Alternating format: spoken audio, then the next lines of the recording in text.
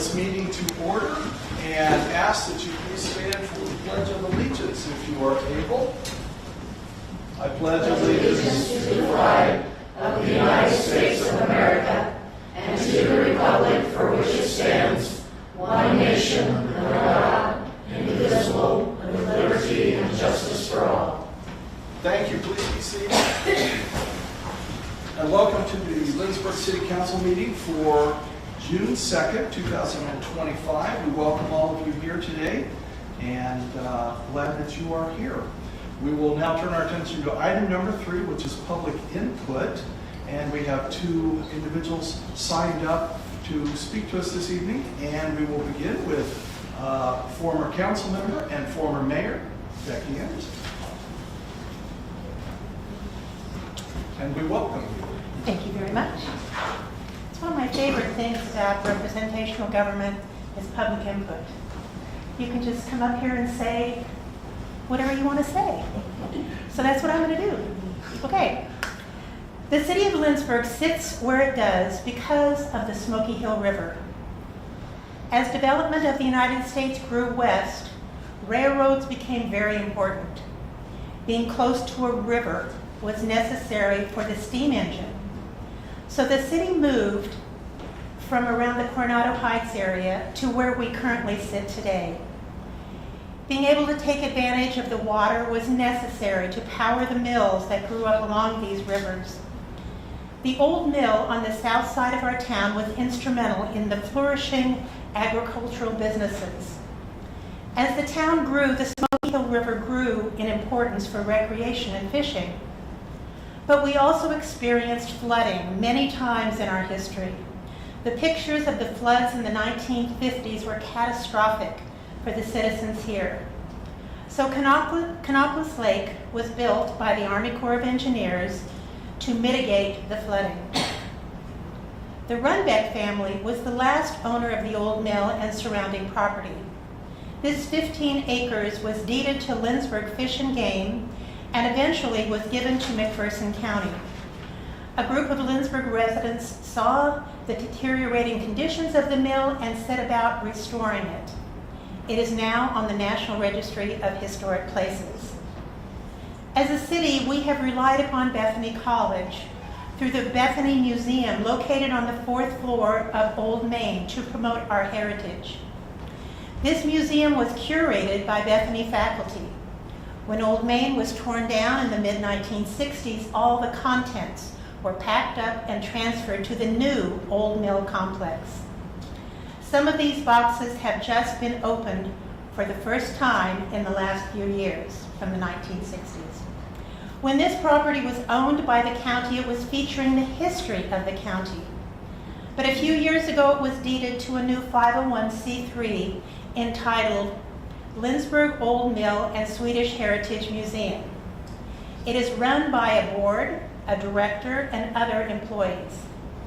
A lot of fundraising has occurred, grants for the city of Lindsborg, memberships, entrance fees, and various grants. And so we have a museum which showcases our town, Lindsborg, one of the top tourist destinations in the state. Our history is not a static thing. It grows and changes just as cities grow and change. Emery Lindquist, a noted historian, wrote what many consider to be the definitive history of the Smoky Valley and Lindsborg. This book was copyrighted in 1953, and a few updates were made in the 1960s, so an updated history has not been written, and we rely on our local newspaper for the past 60 years to preserve our history. For those that care about history, and I believe we all do in one way or another, we take for granted that someone is doing the work to preserve our stories and happenings. How did we get to this place? Why do we have brick streets, dedicated spaces for parks, dollar horses all around? What is the history of all of this? I believe as a city, we have been lucky that we have relied upon others to carry the water on historic preservation. Many city planners are astounded when they realize we have a river running through us. A question is asked, why don't you do something with it? The neglect you see here, if you walk across the bridge, is atrocious. I'm sure many of you have visited towns where the river is a focal point for tourism. I am very proud of the work that has been done by the new 501c3 board. They are preserving our history. The City Council and City Government has responsibility here too, just as they do in delivering reliable utilities, good streets and neighborhoods, and I believe we do an excellent job at this. But we also have a civic duty to preserve our heritage.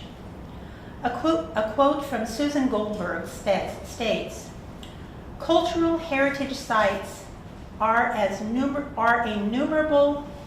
non-renewable resource when they disappear, and then they're just gone forever." And another quote from Rudyard Kipling, we all remember him, I'm sure. "If history were taught in the form of stories, it would never be forgotten." Lindsborg, we have many stories. Thanks for listening. Thank you, former Mayor Becky Anderson. We appreciate it, and that was very good, and I learned a lot there. Well, did you? Well, good. You could be a very good teacher. Okay. Have a great meeting. Thank you very Thank much. you. And next, I will recognize Susanna Swinson, who is our librarian at our library. She's the librarian extraordinaire. Oh, well, thank you. Yes, so when I saw that your meeting was going to be on June 2nd, I definitely wanted to come because June 2nd is our birthday at the library. So we opened on June 2nd, 1960 with 200 borrowed books in the building that is now the Ivory Thimble. And so we've been providing excellent library services for 65 years. We wanted to celebrate that, and we have some cookies to share with you and your friends and staff. Thank you. Thank you. Susanna. And Thanks very much. yes, thank you. We appreciate it. She brings cookies, and what's wrong with that? Yes, thank you. Thank you, Suzanne. Okay, so I think we had anybody else sign up for public input this evening, so we will turn our attention to item number 4, which is amendments to the agenda. And with your permission, Council, we would like to amend the agenda and move item number 7, the appointments, up to following the mayor's report.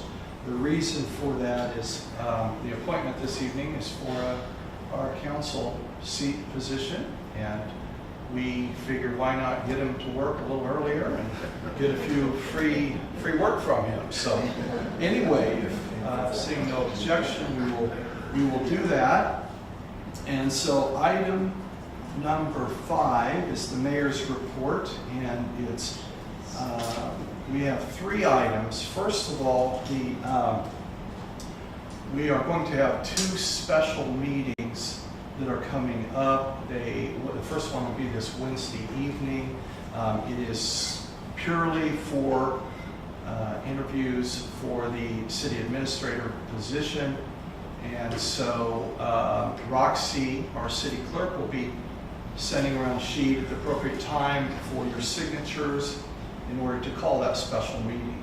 The meetings will be, the first one I think is held at Sunstrom Building, the second one the following week will be held here. In both cases, we will immediately go into executive session. It's an open meeting, but we will go into executive session. And of course, for the privacy of the candidates, that will take place in executive session. We'll come out. We do not expect any votes, any action to be taken afterwards. So that will be coming around for your signature. Secondly, I was privileged, got a chance to talk to Dr. Crawley of Bethany College this week, and I had met her before, but it was fun to kind of catch up a little bit, and told her that we are enthusiastic about her being here, and also that we would certainly do everything as a city that we can to continue support of the college, and we look forward to getting together with her very soon. And she could not have been any nicer, and just wanted to pass that along. Then the last item, I like to walk along the streets and to talk to people. This is a very simple item, but I like to ask, as I'm sure you do when you see people, where are you from, what brought you to town, and all that. But I had a gentleman and his wife that said just about 3 days ago, it was like this weekend, he said, we come here often, we like to spend the time here. He mentioned several stores he likes to go to and shop. But then he says he was when I was saying goodbye to him, he says, every time I come here, we feel refreshed.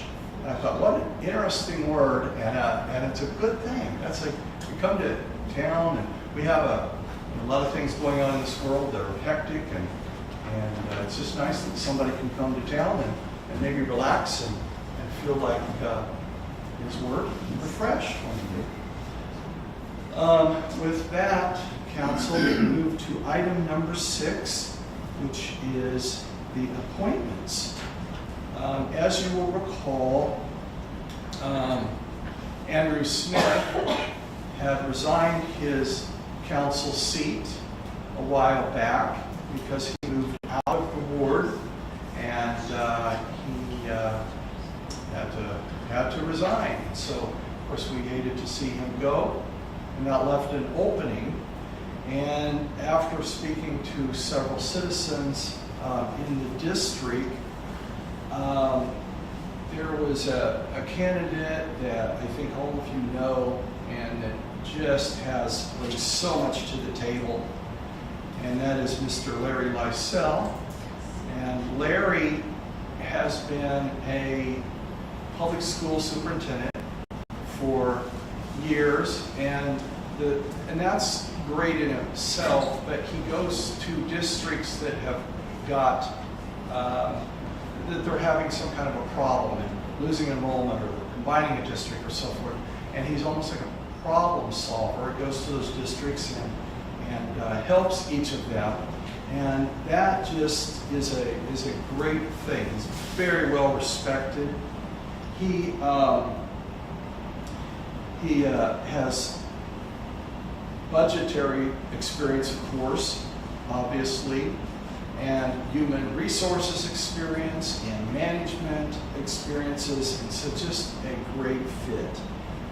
In addition to that, council, as we all know, the Lysell family, Larry, Kathy, and Maya, and the entire family have inspired our city and community with their courage and their grace for many years, and we just thank them for that.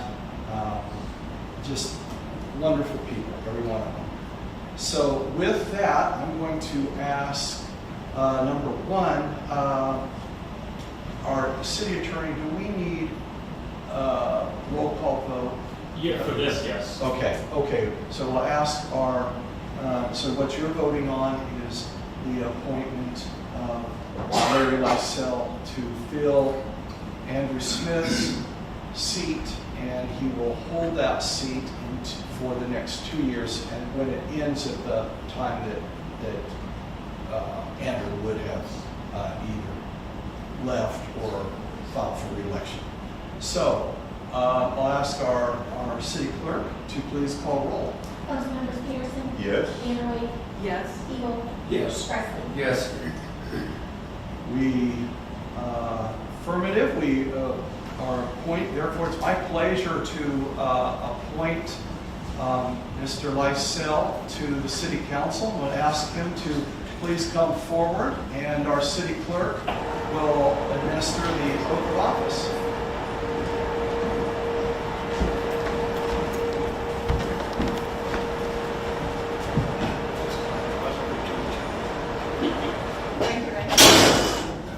I, Larry Lysell, do solemnly affirm Do solemnly affirm that I will support the Constitution that I will support the Constitution of the United of States the United States and the Constitution of the State of Kansas, and the Constitution of the State of Kansas, and faithfully discharge the duties and faithfully discharge the duties of council member of council member for the city of in Lindsborg, the city of Lindsborg. so help me God. So help me God.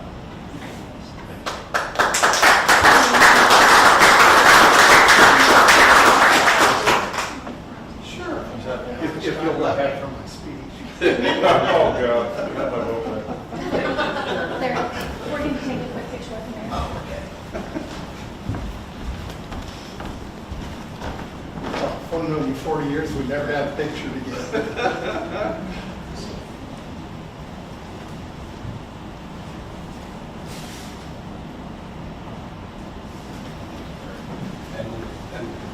That's okay. She got it.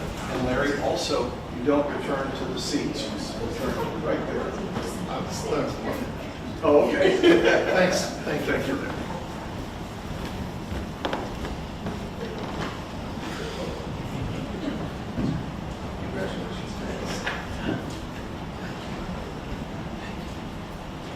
This one.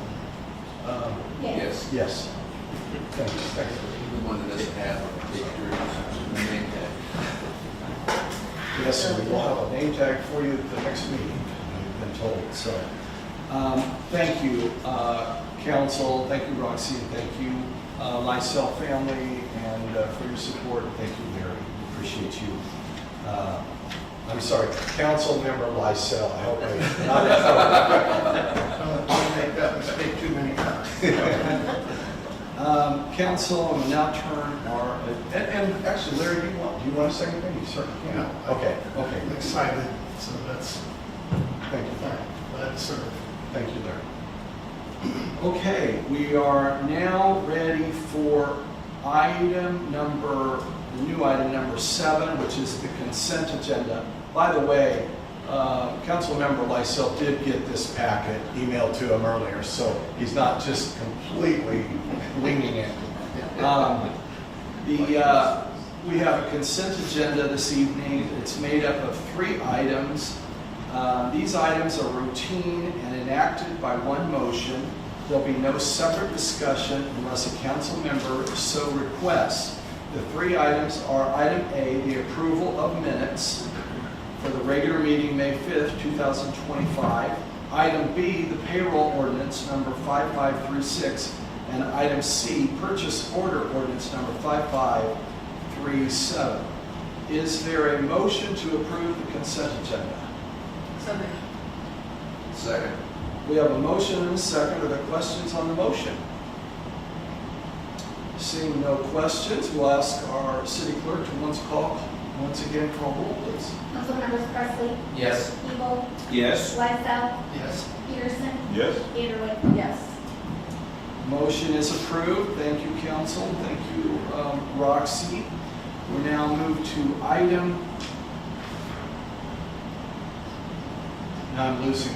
It's the 8th. Okay, 8, yes, we've now caught up. Committee and staff reports. Do we have any committee or staff reports? Yeah. Okay, thank you.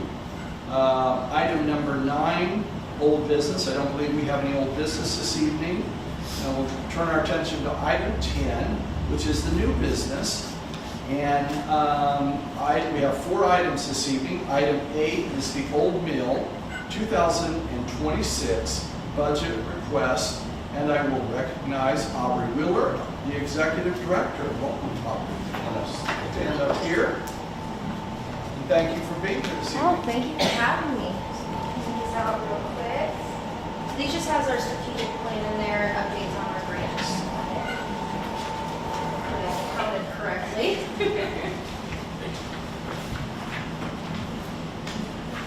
Okay.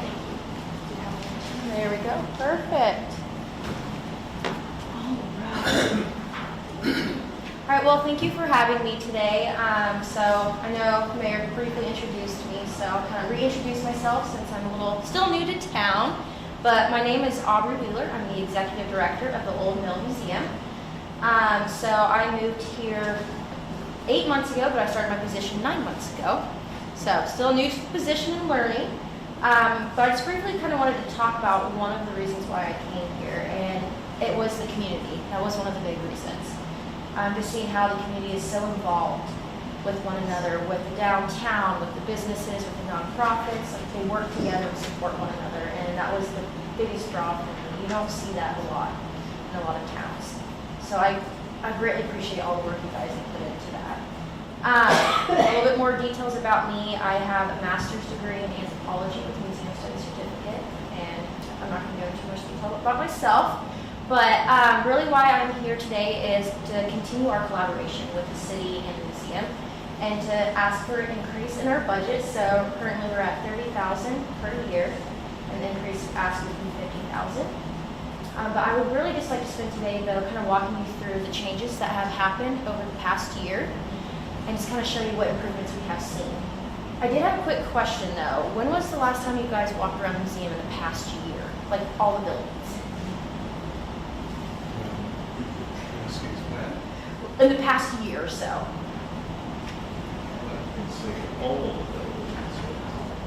Okay. Well, I would like to invite you guys, and we've had a lot of work done in the past year and a half, so I just kind of want to invite you guys to come out and actually be able to physically see those changes that we've been able to make.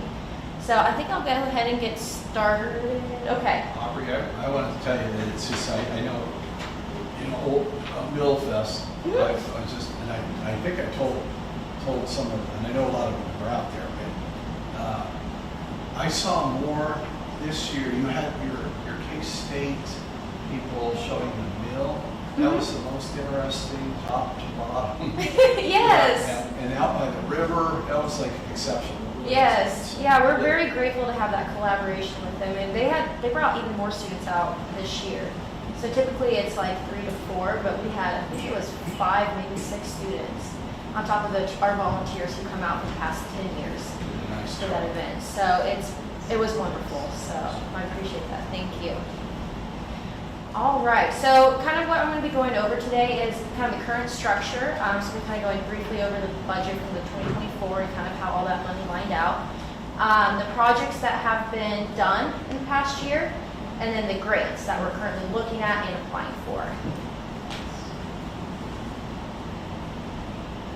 Okay, we can get through that. This is just pretty slides to look at. So there's our grounds. So they're, for the most part, pretty the same.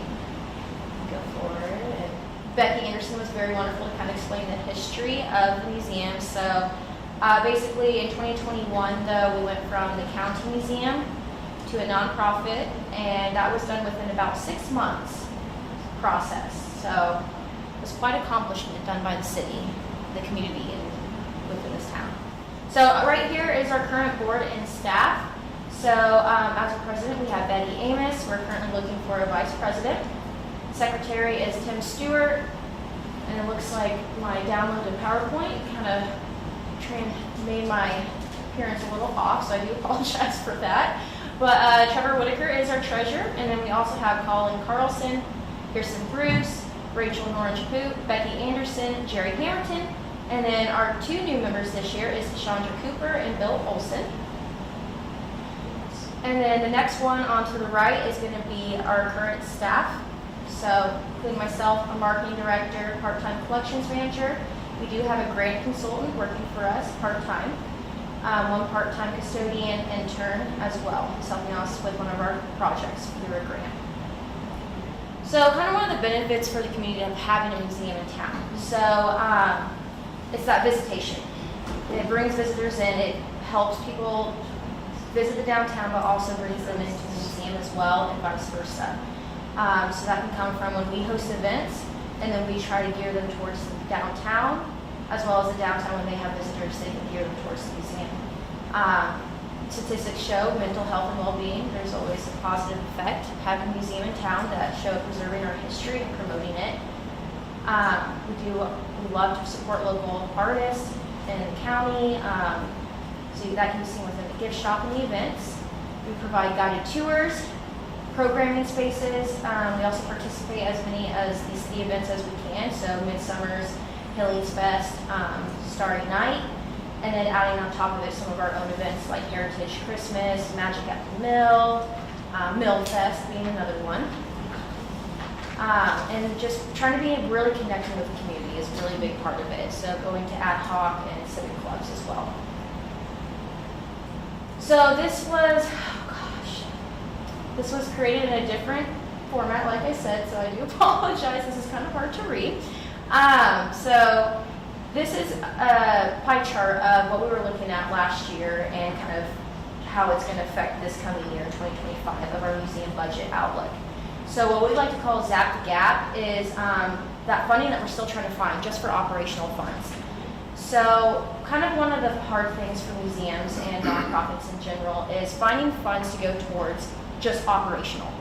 So you find grants and other areas, foundations that they're interested in looking at things like funding for exhibits or programs. However, to do that, we need to be able to keep our lights on. So the biggest thing is really trying to find those operational funds, and you just don't see those fundings as often in grants. So we have a couple that we always apply for, but it doesn't always make up for that. So that's kind of what we're always continuing to look for, is where can we make up that gap? Get to next. Okay, and this is just an outline for McPherson County financial support. It shows how they started out, and the higher was about $100,000, and starting this year, it dropped all the way to $25,000, and that's just for archival rental space, and that will, as far as we know, continue until next year as well. So the $100,000 within these past couple of years has significantly decreased rapidly. Okay, so then this is our overall revenue that you can see over 22, 23, and 24. So 23 has a massive spike. We were very incredibly lucky to get a Sprint grant of $250,000, which is what accounts for that. And then that 2024 spike is also partially due to that community tax service. So one thing I would always like to point out is when it comes to grants, it's a 50-50 shot every year you apply. We were incredibly lucky and grateful in 2023 and 2024 to have some larger grants come in. That doesn't always happen. So that's kind of why you see that spike right in those 2 years. So then on the next slide, you have our expenditures. So you can see as over the years it does increase. So as you try to hire people to fulfill positions, that's going to increase your budget. Some of that comes from building maintenance. So we have 11 buildings to maintain on our old mill complex. Almost all of them are historic buildings, so they require a lot of love and care. And then on the next slide, we have the net revenue showing. So as kind of I explained before, 2023 has that higher number just because of that Sprint grant, majority of that, and plus a higher match donor there. Okay, so for annual attendance, this is just the graph showing how many people we've had. So last year we had 7,052 people visit. In 2023, it was just a little bit under, about 7,000, maybe a little bit under even that, about 6,900 to 7,000 range. So we are seeing an increase. Admission income, we had a few with the Swedish Pavilion being closed for structural repairs. That's always a big hit for people. So sometimes that might prohibit them, which I will talk about that as well later down the presentation. And we had some pretty rough weather. I think you guys might experience with the snow and whatnot. So that also actually impacted us a little bit as well.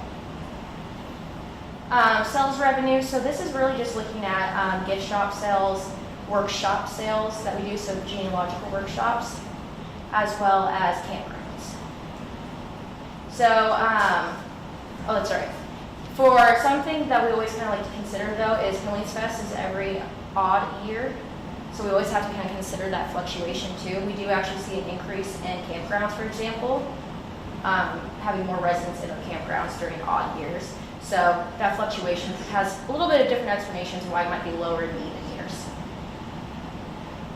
Endowment fund, so we are still growing our endowment fund. We are doing well. We're at 500,000. There's always appreciation, depreciation with that, so it kind of still slightly moves up and down, but we're staying pretty steady at 500,000 in endowment funds right now. All right, so memberships and total donation income. So to explain why there's a massive dip in that, which we see that and that's startling, we don't include grant donations. So like that tax credit donation, We are not including those in those numbers because we have that in a different slide. So one of the kind of things that we were facing this year is that a lot of the people that we would approach and talk to who are our continual donors to the museum, they donated to our tax credit program. So that means they didn't donate towards operational funds like they usually might have. So that kind of saw that dip right there. So pavilion was an amazing thing, it needed to be done, but we also had to find those extra resources to outweigh that loss of donation. All right, so our strategic plan for 2025 and 2030, and I apologize, I'm going through this a little fast for you guys, but our overall goals though are going to be organizational stability, building prioritization, cultural heritage, community building, and diversified programming. And so I haven't listed every single one, which is why I wanted to provide you guys with our full strategic plan so you can kind of really look through in depth of what we're trying our goals are. But so some of our objectives for 2025 on organizational stability is doing a feasibility study on turning the Swedish Pavilion into an events venue. So we're always trying to find ways to diversify our revenue. We have to look at, our campgrounds, for example, that's also on the list, is what can we do with our campgrounds to kind of help increase the funds right there. Create a one-year development plan, increase our memberships, and also explore corporate sponsorship opportunities. So this year with, like, for example, MillFest, we actually increased our sponsorships by a significant amount. So we actually, out of the whole entire MillFest, after taking out into insurance, earned about $12,000. So we were very gracious to be able to take the time, we had the full staff able to work on that, and kind of find more sponsorships for a MillFest event. So that was just, like, for example, the beginning of that. So we want to actually expand that even more, just to have it more broad towards, say, for example, operational funds and the revenue of the museum itself. So for building prioritization, the Swedish Pavilion, we actually are completing structural repairs next week. So we were able to raise $151,000 through that tax credit grant. And then the remainder of those funds, which is about $56,000 left for people to put towards, is going to go towards a new roof for the museum, or for the pavilion. That is going to only be partial funds. We still have to raise about another $100,000+ to get that done, but it's a start. The other thing is going to be addressing ADA and safety compliance updates to the main museum building, and create a concept design for Swedish Pavilion. That is very messed up. Okay. Create a concept design for the Swedish Pavilion. That's what that's supposed to say. Next slide, please. Thank you. Cultural heritage. Evaluate artifacts in alignment to the museum mission and accept artifact donations that fulfill our museum mission and vision. So we have a lot of artifacts that we are always looking, okay, does this actually align with what we're doing? Starting out as a McPherson County Museum, some of our artifacts no longer align with that mission, so we are trying to reach out to those county museums, specifically McPherson, to see if they are interested in those items. And then community building. Create a development events committee and just meet with community developers quarterly. So just really building that connection with the town, the council, and everyone else in here. So these are just a few of the partners that we have every single year. We've been incredibly grateful for them. We can go through that too. All right, projects. So under projects, we're going to include events. So we have some kind of consistent ones that we have in the past few years. So MillFest and MillFest for Kids. Midsummer's Festival, Hillings Fest that we participate in. Heritage Christmas, we have our Swedish genealogy workshops, genealogy presentations. We participate in the Lindsborg Cultural Crawl. Starry Night, online speaker series, which is relatively new, that we're doing through a grant. We also participate in Chocolate Ball. And then we started just last year, The Legend of Sleepy Hollow, which will now become an every even year event, and that's a collaboration with Broadway RFD. And then Magic at the Mill, which was also a new event last year. And that's also it's in collaboration with Spellblock downtown. And we actually have already the next event planned for this year as well with them. And currently in progress is planning a movie night at the museum, an outdoor movie night. So we're still kind of working that through. But okay, and then another project is we're almost done with a new mini exhibit. So that's going to be Midwest on Ice. So we're displaying some of that Bethany College fossil artifacts in a mini exhibit. And we are actually working with a high school volunteer to help design that.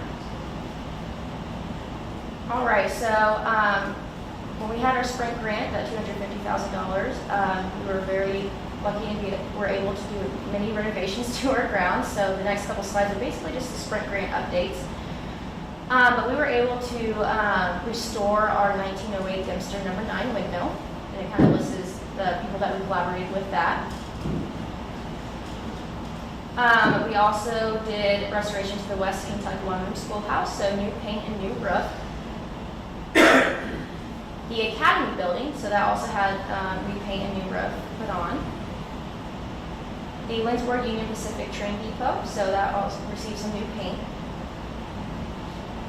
The roller mill, so specifically the powerhouse, so it had a lot of updates and repairs. So the new roof and guttering, parapet wall repairs, masonry repairs, and tuck pointing repairs.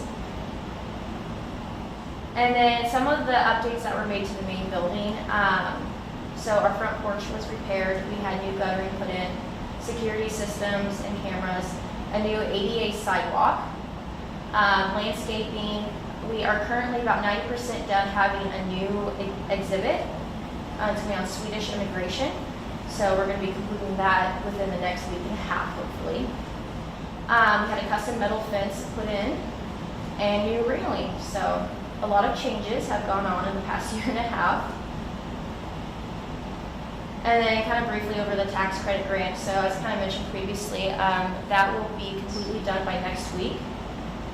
And the next project is just getting funding for the new roof for that building as well. So these are some of the grants that we had for the 2024 year, with a list of some of the dollar amounts for a few of them. Okay, and we are currently still working on our augmented reality tour project. We face some technical difficulties. But we plan to have that done by the end of 2025. So that was also done through a grant through the Personal Community Foundation. So future projects, there's always unending future projects, but these are some of the ones that are more on the top of our list. So Heritage Center, so that's going to be what we call the hotel strip, needs some repairs and a little bit of love. The Homestead Cabin is needing a lot of love. It's about $200,000 to restore that building and move it inside. So that's kind of a bigger project that we have to really start thinking about. Our main building, we would like to create a rotating exhibit hall, so that way we can change that out every year to 2 years and bring more people in. Family bathrooms and an ADA front door. Swedish Pavilion, which would include market feasibility plan and a new roof and guttering. The train depot needs floor repairs and a new ramp and stairs. The implement shop also needs a new roof. And campground updates. So those are kind of some of our projects on our mind right now. So the grant secured, so that just kind of shows how much we have had over the years. Like I said, the 2023 saw a spike because we had about 11 grants that year that were secured, which is an incredibly lucky and amazing thing to have. And then 2024 dropped a little bit, but still relatively high because of that tax credit grant. And these are some of the grants that we're looking into right now, just a few of them. So we have obtained one already, and we're going to currently reach out to all the other ones or have already applied to a few of them. So yeah, thank you, and I really do appreciate you guys for letting me do this presentation for you. And if you have any questions, I would love to hear them. Thank you, Albert. Questions? That was really quick and fast. I apologize. Councilmember Peterson? Well, I guess maybe just logistics. Yeah. Will we have time to digest this? I'm curious as the process. When will we have an opportunity to kind of do a deeper dive on this? Will it be during the budget process, or? We could do whatever council wants to do. This is a budget item, so we discussed the budget, but we could have additional time just during the meeting. So we And if there's additional information you want from us, I did want to just stuff that packet full of stuff for you. So just always feel free to reach out to me if there's other questions. So I'm always available for that.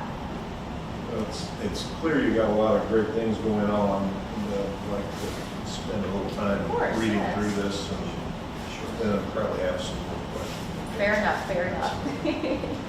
Absolutely, yeah, this is a good presentation, a lot of information, so we'll do that, and then the will of the council as far as speaking about it again prior to budget talks. Further questions? Okay, thank you all. All right, thank you so much. Thank you. Thanks for being here this evening. Council, turn our attention to item B, which is the dogwood turbine damage. And I'll recognize, I think first Jenny Walker, our Public Works Director, and then Rod is here as well. And however you guys want to do this, but. We'll probably come on, if that's okay. Sure, come on up.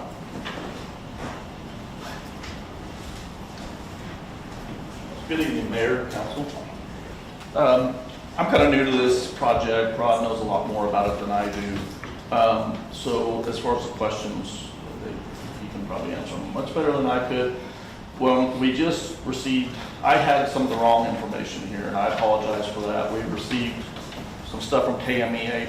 So actually what the percentage that we have is 3.23, not 2.17. The amount we owe is $65,976 instead of the $44,000. And I apologize for that. We just got this information just earlier and didn't have time to get it submitted.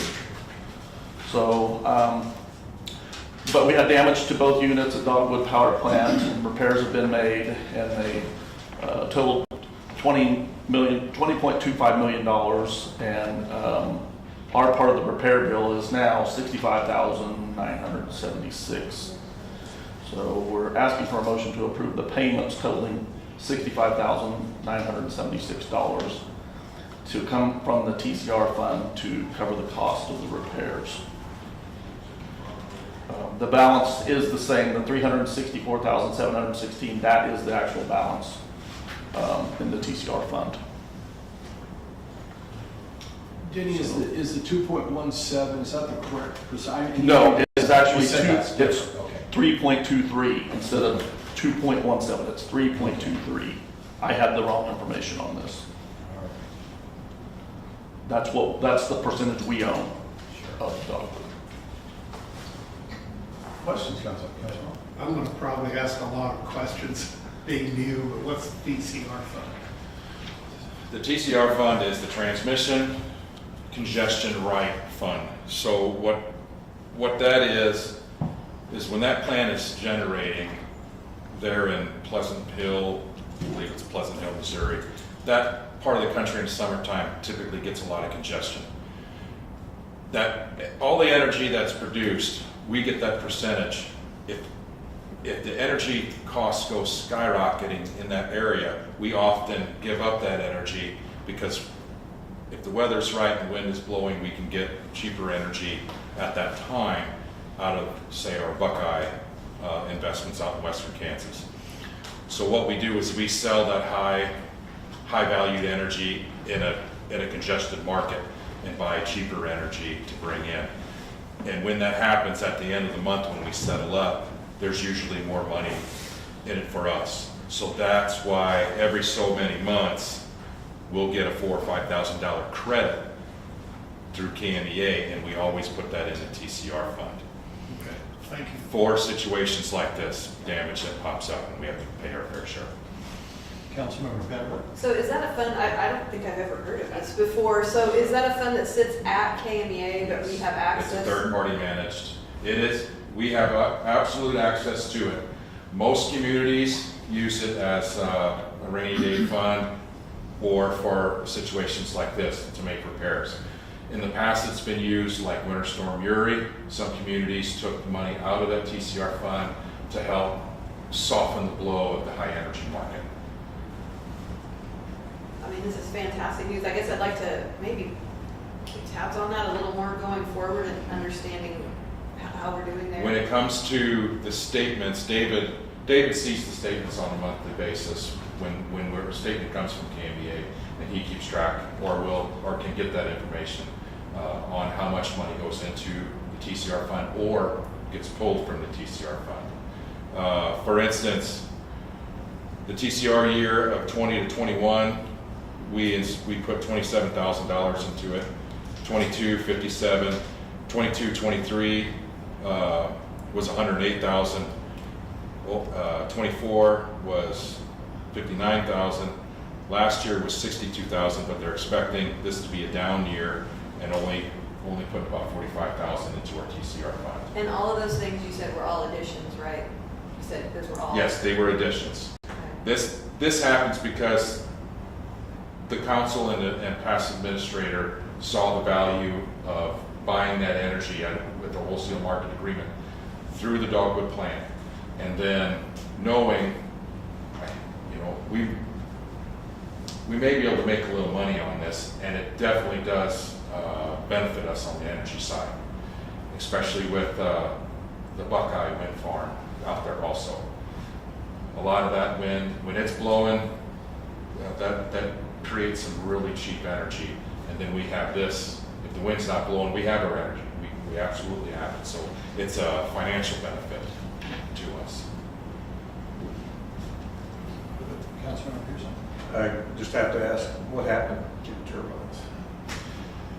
Is there It's a gas-fired turbine, so it's just imagine a jet engine. It's just blowing heat through a turbine and it generates, and the turbine spins a generator. They are unaware, they do not know what exactly happened. There is some thought that the wildfires of the year prior, that smoke blowing through the turbine, blowing through the engine and the turbine may have caused some corrosion. And if you imagine a brass turbine, corrosion on that makes it spin wonky. It doesn't spin true. So that's when they see the vibrations, they knew something was going on. And to add to that, they're still seeking insurance on these repairs. So this is not a set in stone payment that we have to make for these repairs. There is insurance, and they're still seeking an insurance payment. Councilman Pressley? This TCR account, do we draw interest on this too? Yes, it is an interest-bearing. It isn't just a It's pot. No, it's not a pocket. It's sitting there. It's our funds managed by KMEA, because let's just say if something did happen, we needed to pay bills, or they needed to pay bills, they can make a phone call, pull those funds out, and make sure that everything is made true. By the percentage that we own. Yes, by the percentage. So KMEA, they manage basically everything. They manage it, so. All the information is sent to us on a monthly basis. It's difficult to read. It's to know what all these funds are. It's kind of mind-boggling. I believe it. Just curious, is this a single turbine or was it multiple turbines that they? There's two turbines. So that's kind of interesting that both of them failed at the same time. They were repaired when we bought in. When us and four other communities bought in, they had just made repairs, so everything had about the same lifespan. There was some repairs prior, and this wasn't seen, but in the meantime, the next annual audit, then they started seeing that there's an issue. And they caught it before there was, severe damage. Councilman Pearson? It's been several years. I remember when we approved this, and I'm sure we had this conversation at that time, but remind me, this is kind of just the cost of doing business, as being part owner Yes. in an operation. So it's not like it's totally unheard of for No, something like and it'd be the same if we had our generator at the wastewater plant. If something failed, the fuel pump failed, we'd be fixing it. Same thing, we just have to pay our percentage. We have to take the bad with the good. Yes. being owners. And the good part is, natural gas is extremely cheap right now, and this plant doesn't run unless it's in the money.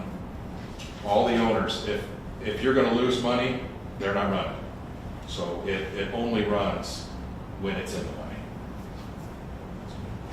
Just one, this ticky-tack thing, but on our papers here, it shows a fiscal note that says 364,716 balance. That's what's in that fund before this comes out. Yes, correct. Councilman Bennett?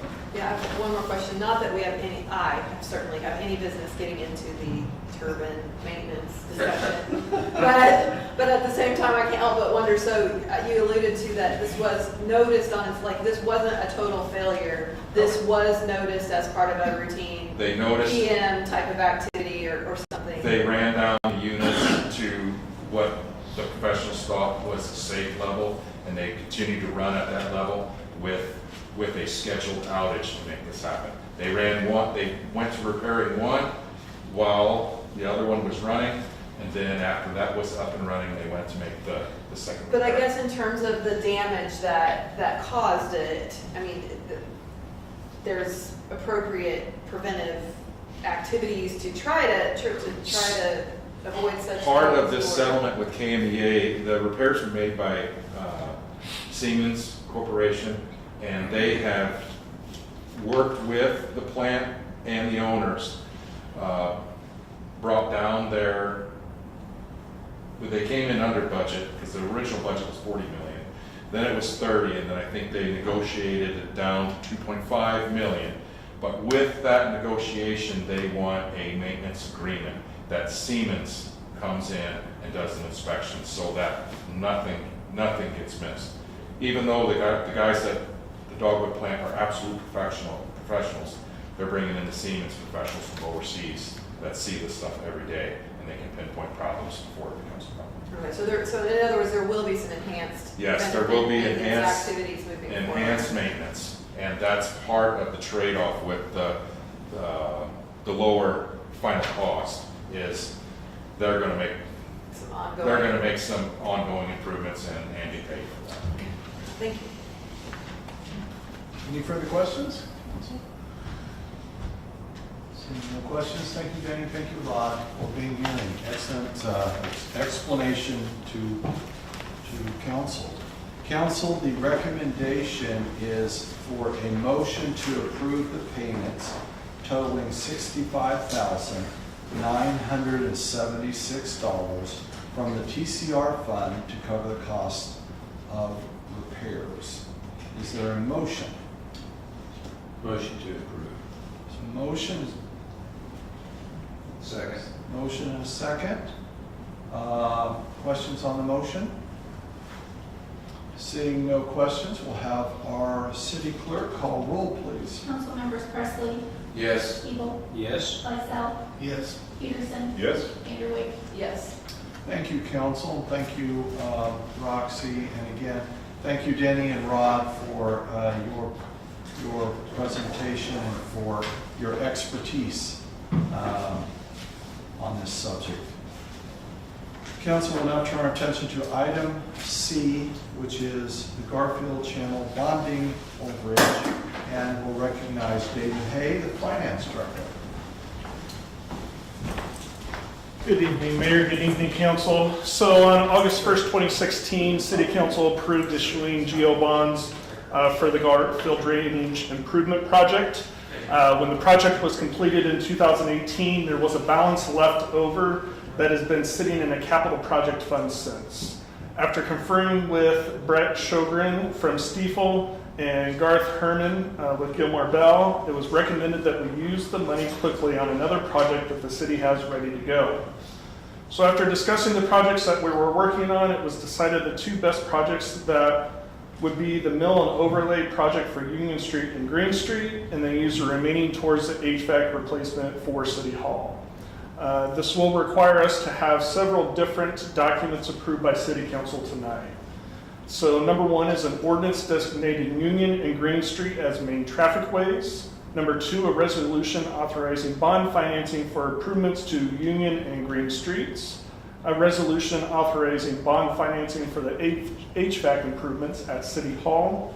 And a resolution supplementing the Series 2016 bond resolution and authorizing the streets and City Hall improvements to be eligible to be financed with the remaining proceeds of the Series 2016 bonds. So So the recommendation tonight is a motion to approve ordinance number 5538 designating Union and Green Street as a main traffic way. Motion to approve resolution number 04-2025 authorizing bond financing for improvements to the Union and Green Streets. Motion to approve resolution 05-2025 authorizing bond financing for the HVAC improvements at City Hall. And motion to approve resolution number 06-2025 supplementing the Series 2016 bond resolution and authorizing the streets and City Hall improvements to be eligible to be financed with the remaining proceeds of the Series 2016 bonds. And, okay, questions, Yes. council? Go. Councilmember Van. Mine is kind of specific, and I apologize, I have not had a chance to review my email ahead of the meeting. I did send out a question in advance, perhaps you could answer if I have not seen it. And the question has to do with designation of Green Street in particular as a, I can't remember the terminology, but Main traffic. Main Which traffic is part of way. my question, so. I mean, just based on my personal knowledge, I find it hard to believe it meets that requirement, but the one that matters is the legal definition of it, so. Yep. So Garth Herman, he is our bond attorney through Gilmore Bell. He's the one that asked that specific question so we could get a specific answer. And he let me know that it is considered a major traffic way because of the fact of the location of the school. So anytime that there's a concentrated area of traffic, any roads that lead away from that are considered a main traffic way. And so with that, they feel very confident in naming Green Street as the main traffic way. And help me understand, what does that really accomplish by the fact that it is a main traffic way? Because then it can be bonded. So it's not eligible to be bonded unless it is considered a main traffic way.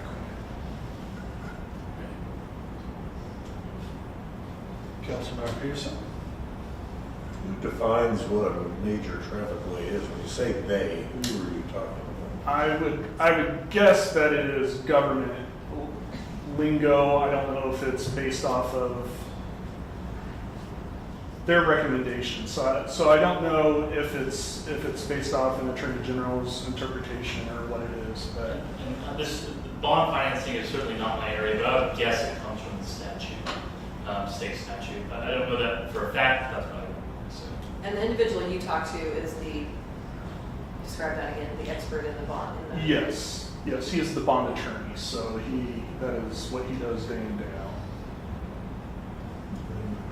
So I guess another question, I may show some ignorance here, but we had it in our budget to do these projects, and if we do this, I guess so we'll have extra money in our budget, I guess. But my question is, I guess, since we have that in the fund, could we just not have used that to help pay off the bonds that we took out to do the Garfield drainage project? So with bonds, the problem is, and that's potentially something we could have done, but with bonds, you're limited on how you prepay. So it's not like a normal loan. There are limits on what you can prepay when it comes to bonding. So this was the better of the two options. And I assume the interest rates are such on those bonds that we probably may not want to pay them off. I would agree. Okay, I don't know, I'm just asking. Yep. I'm Yeah, I guessing. don't know what this one is specifically. I'd have to find that out for you. Okay. Yeah, Councilmember Lysol. I assume the Garfield channel has something to do with Garfield Street. I Correct. don't know exactly where. Correct. So it was A lot of this is, yeah. Sure. It was from the floods of 2013. Basically, there was insufficient culverts underneath Garfield. Yeah, that's Garfield, right? Garfield there. And so that was taken out, and some larger box culverts were placed in there, along with some drainage was taken care of also with some movement of dirt. Councilmember Van Der Werf. Yeah, so, and this was a little bit before my time as well, so remind me, so this doesn't have any connection to the stormwater utility. The stormwater utility was collected for projects that would be occurring after the initial this project, so this was a straight up bond. Correct. Councilman Pierce? That brings up another question. So would that fund be paying for these, making these bond payments? And will we have any trouble, I don't know, I feel kind of, something just doesn't feel right about this. If we have a bond for a Garfield stormwater project, we have a stormwater utility, doesn't seem right that we'd be using those funds to pay off the HVAC unit and the city hall and some streets. Yeah, so it's all being paid through our GO bond payments, and so that is just strictly mill levy. So it's not coming It's from not the- coming from the stormwater.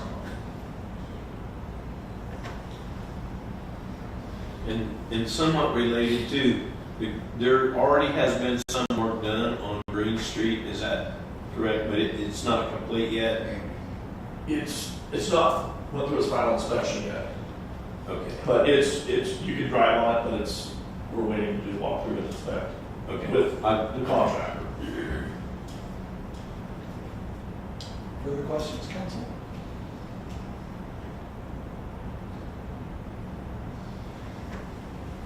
I'll ask our city attorney, you're okay with this all being as one proposal, all four? So we need to vote on them as separate items, not as one bulk item, Okay, all as separate. Okay.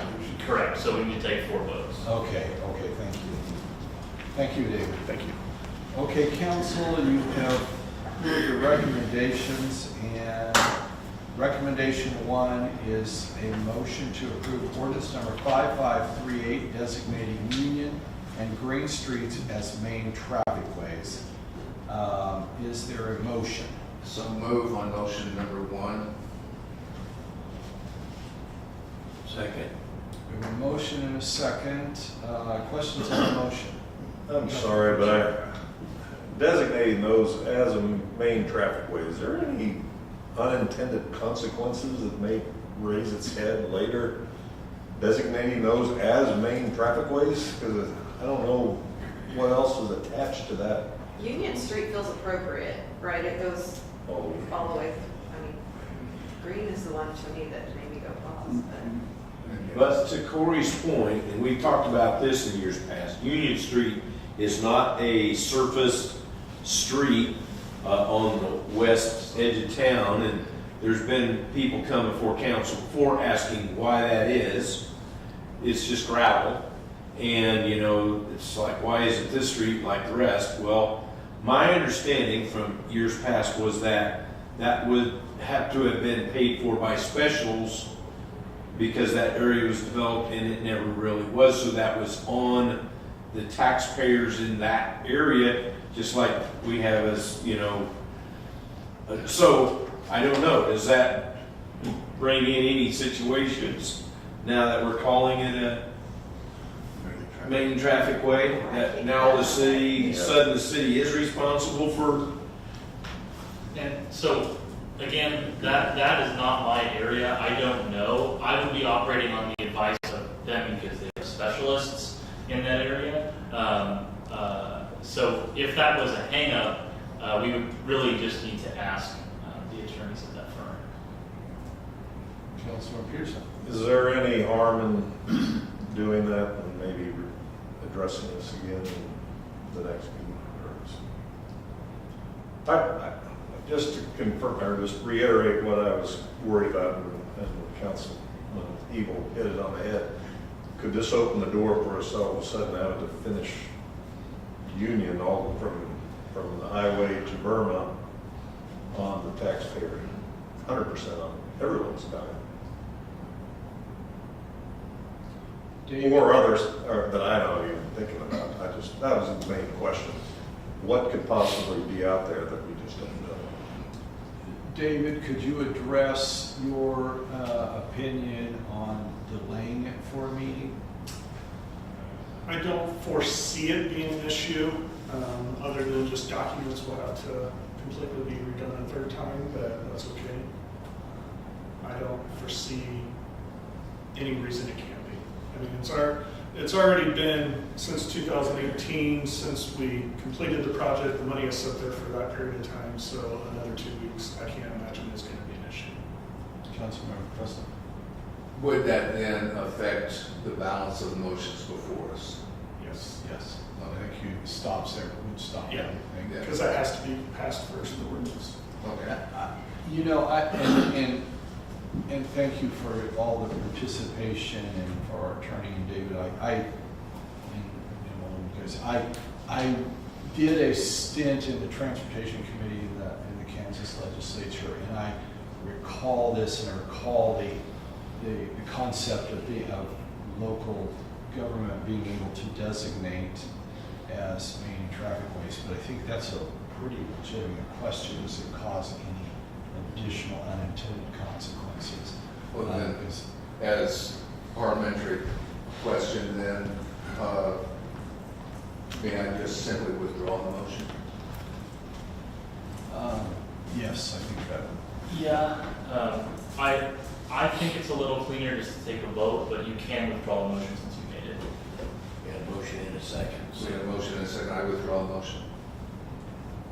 Second. Second. Second.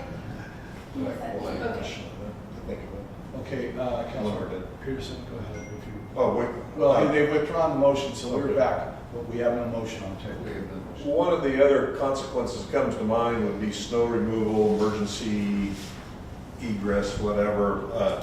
Would then, another thing to check on would be, would we be required to clear those streets first if they're a main traffic way, should we have a snowstorm? Anyway, that's just another thought that came to mind. They're very key. Okay, thank you. Council, where we are at is, at this point, if you are in agreement, we will just pass over and bring this up. And David has enough, I think, information to know what is that. Yeah, I just have one clarification though. So, I mean, I guess what it sounds to me like what we're asking for though is not maybe a question for the bonding attorney. It's more a question of what are the requirements for a major traffic way in Kansas statute? I mean, would you agree? And the consequences of labeling it as such. Well, that's what I mean. Like, yeah, like what are the what goes with being designated a major traffic way? That's on the phone. And one more question would be, what streets are currently designated as such in Lindsborg? Do we have any? Or Maybe it has no practical. Yeah. Yeah. I just don't want to waste anybody's time asking the bond because I'm not so sure that's a question for the bonding attorney. Right? That's a good Like, point. Good point. Councilmember Lysell. If I'm not understanding this correctly, someone correct me. What is the issue is the issue going from the paved to the gravel part? Is that part of the issue we're talking about, or is that? Well, I think what the concern is, if this gets designated as a main traffic way, will the city now all of a sudden be responsible for making those cement or asphalt where they're currently not? Am I right? I mean, that's my concern. that's one. Yeah. So this would be a permanent type of designation, not just wall? Yeah, so that's. I think that's what we don't know. I think we don't When you're, know what when you're driving, you often see a simple sign that says gravel ahead or something to that effect. I don't know. I don't need to make this not a big deal because you know much more about it than I do. I have a lot to learn out of it, I think. Yeah, I think there's enough questions to where it makes sense to have those answers as best we can. So I think that's probably the prudent thing to do. We prefer to get this going. Okay, thank you, council. Thank you, David. Item D, 10D is the cybersecurity insurance. And again, I'll recognize David Hay, our finance director. Sure. Councilmember. So is that officially tabled then for the next meeting or until we get it? I'm sorry. Effectively, it's not really tabled, it's just passing on it. Is that Yeah, that's correct. The motion was made, withdrawn. I heard a consensus to not take a vote on it right now, so we're moving on to the next item. So we don't even, there's not to be any vote to take it off the table or anything. Didn't count. Just come back. Sorry. No, you're fine. Good question. Thank you. Okay, David? All right, so cyber insurance. So currently the city of Lindsborg carries $100,000 in cyber insurance at a cost of $917 per year. After further research and speaking with other cities, we found that our policy should be at least $1 million. We've discussed this with Mike Dreyer, our insurance broker, prior to this, and also with Jody Duncan, our representative with Reach Solutions, who is our IT company, and they both are recommending that we look at increasing our policy from the 100,000 to the million. We would have brought this previously, but doing the research that we felt was required for it, we would have brought it in April when we brought all the other insurances, but this one, unfortunately, we didn't get everything figured out on it, and so that's why we're bringing it today. So Mike did review the 3 quotes that we received. We received one from Evolve and Travelers, which Mike obtained, and then one from Coalition, which was one that Jody from Reach recommended. So he provided a recommendation to move forward with Evolve.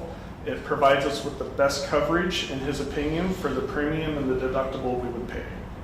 Cybersecurity has been a topic at most of our conferences that we attend, and when speakers talk about this, it's not if a cyber event will happen, but when a cyber event will happen. We've seen several communities throughout Kansas that have gone through this. Obviously, everyone knows about the whole Wichita one that went through and shut them down for a couple weeks at least, but I know they're still recovering from that. So we are recommending today a motion to approve the quote from Evolve for cybersecurity insurance in the amount of $5,178. And just as a note, this was not budgeted in the 2025, but it will be spread across all funds, contract services, and so it shouldn't really affect the funds that much when it comes down to the bottom line for each of these. Only half of that would be for this year, right? No, this will run a policy for a full year from when we activate it. And just one payment a year? Yes. Okay, Yes. so it'll all come out of this year, even though half of it will be paying? Correct. Yep. Councilmember Wilson? When we're talking about insurance here, what does that cover? Should we have an event? And I realize an event becomes a real ridiculous term, but Exactly, and that's the thing, is it all depends on what exactly the event is. You know, if it's a hacker that gets into the system and then we have ransomware installed on the system, there's all kinds of different things. And so, even just to go over some of it, it includes cyber extortion, social engineering, invoice manipulation and impersonation fraud, electronic theft of third-party funds, executive financial loss, telephone fraud, service fraud, business identity fraud. There's a 24/7 hotline and breach coach that is then activated once a breach occurs. There's forensic coverage, there's legal breach advice coverage, third-party notification, public restoration and crisis management cost, information security assessment cost, and then system restoration cost and business income loss. So there's the business income, the supplemental extra expenses, contingent business income loss, reputation loss, bricking, forensic accounting costs, and then there's the cyber liability. what's bricking? Bricking, I don't know that I want to answer it because I don't know 100% sure exactly what bricking, but I believe it's where it doesn't allow you to access our system. Okay. So they basically get locked They out. create another wall. Yeah. Or something. And then the cyber liability would include network security liability, privacy liability, regulation penalties, payment card industry liability. And then it finishes up with media wrongful acts, so intellectual property infringements and, yeah. Well, then follow up then. All of those, each one of those sounds expensive. Is $1 million adequate? So I felt the same way, and so I did get a quote for a $2 million policy. Both Mike and Jody feel like that's not necessary. I mean, obviously, if an event occurs, it could reach that, but industry standard right now is $1 million. If we were looking at the $2 million, it was about double the cost of what we're at currently.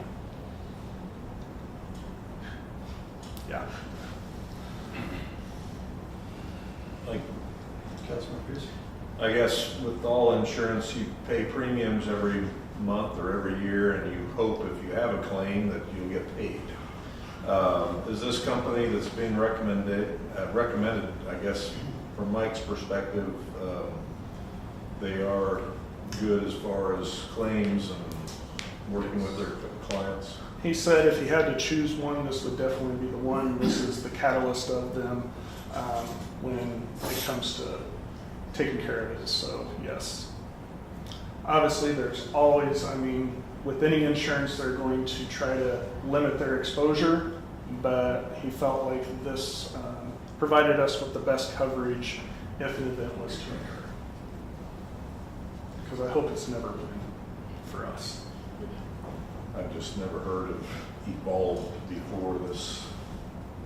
I guess they're a good company. I just don't know anything about it. The company's changed names about 3 years. True story. Okay, further questions, council? Seeing no further questions, thank you, David. Thank you. Council, the recommendation is for a motion to approve the quote for Evolve for cybersecurity insurance in the amount of $5,178. Is there a motion? So moved. I would second it. We have a motion and a second. New guy. It's in the books. Yeah. It's never too soon to jump in. We have a motion and a second. Are there questions on the motion? Seeing no questions, we'll ask our city clerk to please call roll. Councilmember Peterson. Yes. Vanderway. Yes. Lysell. Yes. Eagle. Yes. Presley. Yes. Motion passes. Thank you, council. Thank you, Roxy.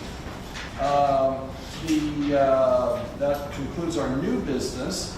Item 11, executive session. I don't believe we have a need for executive session this evening. Item 12, other business. Do we need to do anything for the meeting that we are holding 2 nights from tonight, or just post it? Yeah, any notice is sufficient. We don't have to make mention of it here, just Okay. notice. Okay, well, looks like we have those signed. And we'll get Larry to sign, and then we will have, as I said, in a couple days, we'll have, we'll be posted. Also, we got during the meeting a notice from the Swanson family, and Councilmember Swanson is not here this evening, and he had told me that he was going to be celebrating his son's birthday, and later I found out he was talking literally the birthday. So he has a new son named Jasper. The whole family, we congratulate them, and I even have a photo, so I can share that with all of them. And it looks like a good-looking young man. So thank you, council, for this evening, and I would entertain a motion for adjournment. So moved. Second. We have a motion and a second. All in favor, signify by saying aye. Aye. Opposed, no. We are adjourned. Thank you, council. Thank you all.